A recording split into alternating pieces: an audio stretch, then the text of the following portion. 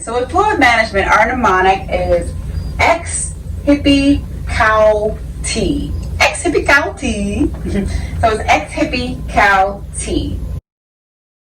Okay? So you want to explain I and O's if you're assigned.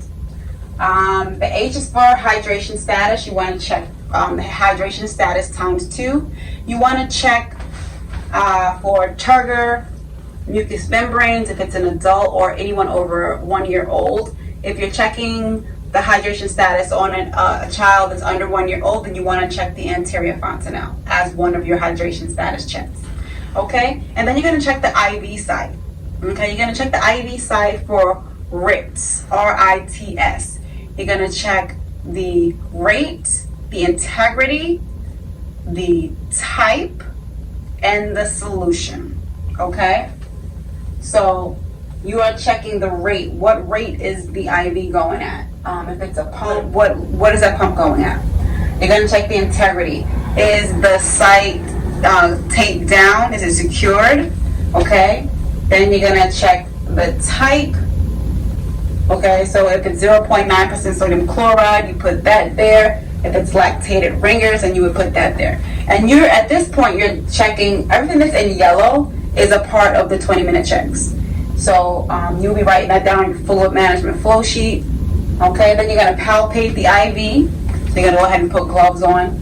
If you had an enteral feed, you can go ahead and put gloves on for that as well. And if it's a Jackson Pratt, you can put gloves on for that as well. So you're going to palpate the IV site. And before you palpate the IV, you want to ask the patient IV site, you want to ask the patient if they have any pain. You do not want to touch that patient's IV site before asking them if they have any pain. Okay? So you'll ask if they have pain, then you'll palpate the IV site, and you're looking for redness, you're looking for edema, you're looking to make sure that the IV site is intact, and you're looking for drainage. Okay? Okay, so when you palpate the IV site, you're palpating to check for redness and edema. You're checking to see that the site is intact, that it's taped down and it's not coming up. You're also checking to see if there's any drainage, okay? All right, so after you do that, you're going to inspect the tubing. You're going to make sure that there's no air or kinks in the bubble in the tubing. And you're also going to make sure that it's secure.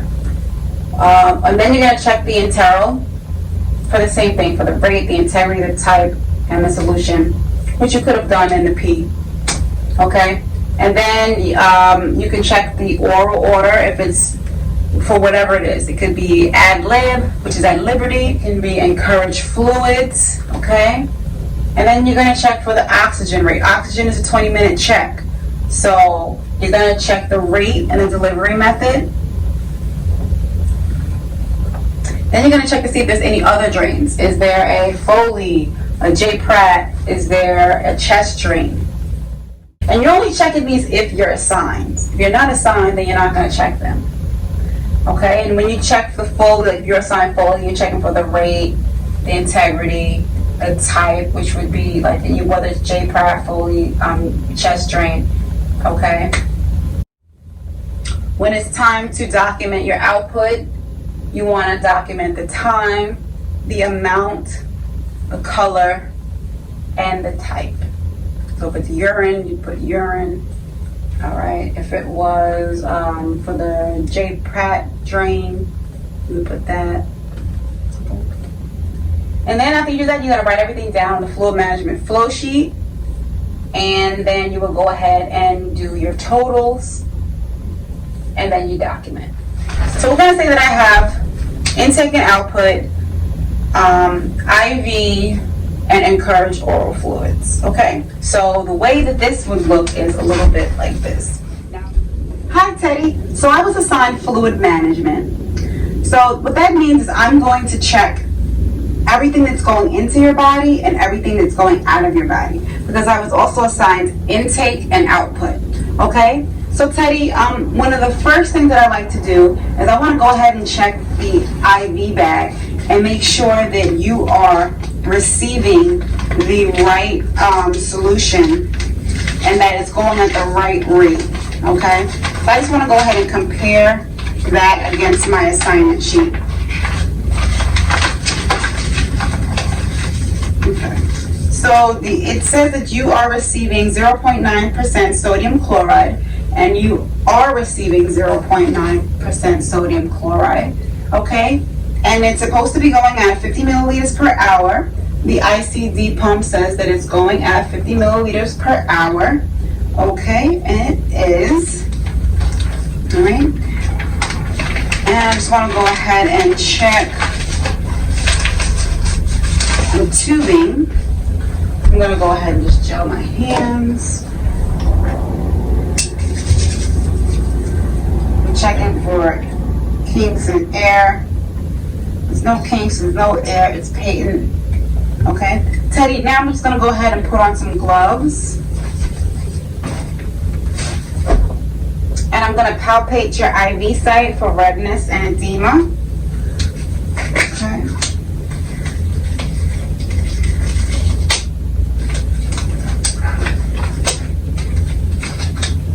Okay, do you have any pain at the IV site? No pain? Okay. So I palpate it. There's no edema. I don't see any redness. There's no drainage. The site is intact. All right, so now I'm just going to go ahead and write that down on my fluid management flow sheet.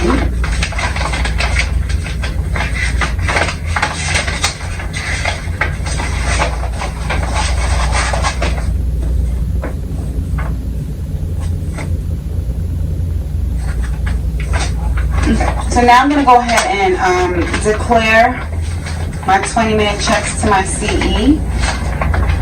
I'm ready for you to review my fluid management flow sheet.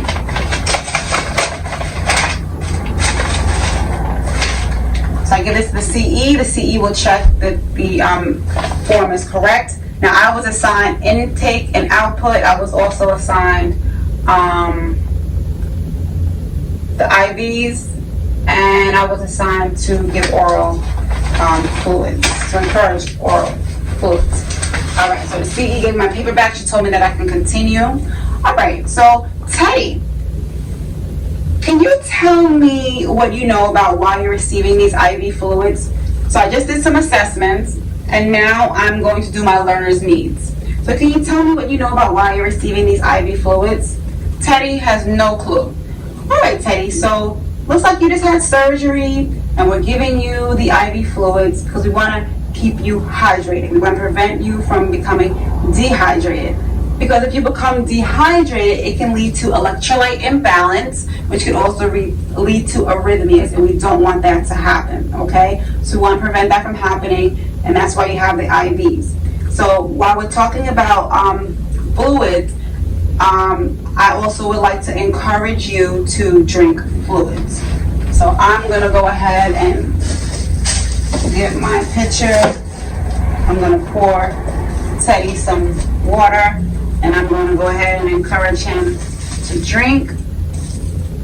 He's drinking, and while he's drinking, I want to tell him about intake and output. So Teddy, I'm responsible for recording the intake and output. That means everything that goes into your body and everything that comes out of your body. So if I happen to leave the room, or if the tech comes in with your, or the kitchen staff comes in with your food tray, can you please make sure that, or ask them not to throw anything away, and I also ask you not to throw anything away because I need to record it, okay? And if you have to go to the restroom, there is a urinal here. You could use it, or you can use the container in the bathroom, but I ask that you don't flush it, again, because I need to record it, okay?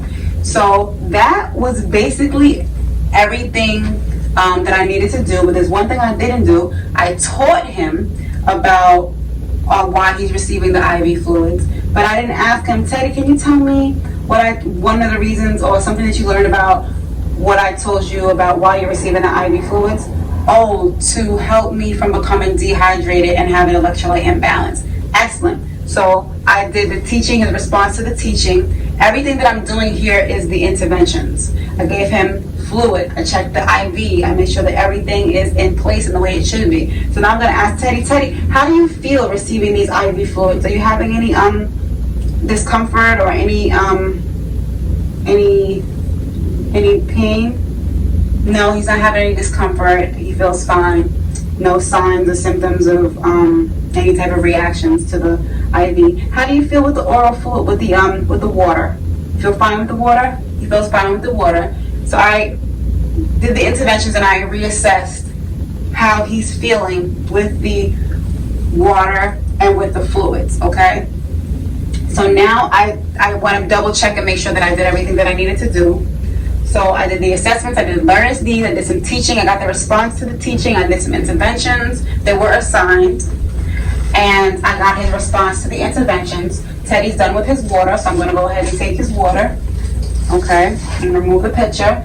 And now, because I'm assigned intake and output, I can't record. I can record that he just had, I can record that he just had 1 glass of water, 1 cup of water.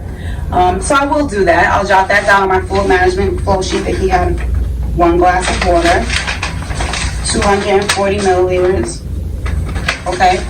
So now I'm going to go and move on to another management. Then at the end of the management, I'll go ahead and total up everything that he's received, as far as like it was water, soup, or juice, or anything like that. And I'll also tally up the IV fluids. When the CE gave me, during the planning phase, the report, she told me that he had 400 in the bag. So by the time I leave, it may be about 200. So 400 minus 200 is 200. So at the top, on intake under parenteral, I will write everything down. You know, he's 0.9% sodium chloride, and he had 200 that went into the body. I would total it all up with everything else, and then I will get the totals. So if you need further understanding of how to do the fluid management flow sheet, please refer to the video on how to complete the fluid management flow sheet form. Okay? And that is fluid management in a nutshell. If you have intake, output, the IVs and stuff like that. Make note that in this video, the hydration status was not performed. During your assessment, you would check the hydration status. You would check the turgor you would check the turgor and the mucous membranes, or the turgor and the anterior fontanelle if the child is less than 1 year old. However, you would have to choose 2 areas to check the hydration status. So again, please note that in this video, the hydration status was not performed, but it is a part of the assessment and it does have to be performed. So let's say your patient has dreams. He has a J Pratt, okay? You would want to check that, the J Pratt. Also with the J Pratt, the CE will tell you how much is in there during your planning phase, and you have to do the math at the end. If there's a bag, a Foley bag, you want to check it. It's the same thing, like, you want to rate if there's a rate that's applicable, the integrity, the type, how the solution looks, how the drainage looks. Yeah, and then that's pretty much it. It seems complicated, but the more you do it, it's really not that bad. If you need more help, if you need further understanding and further breakdown of fluid management flow sheet, please feel free to reach out to me at nycclinicalworkshop.com. See you guys in the next video.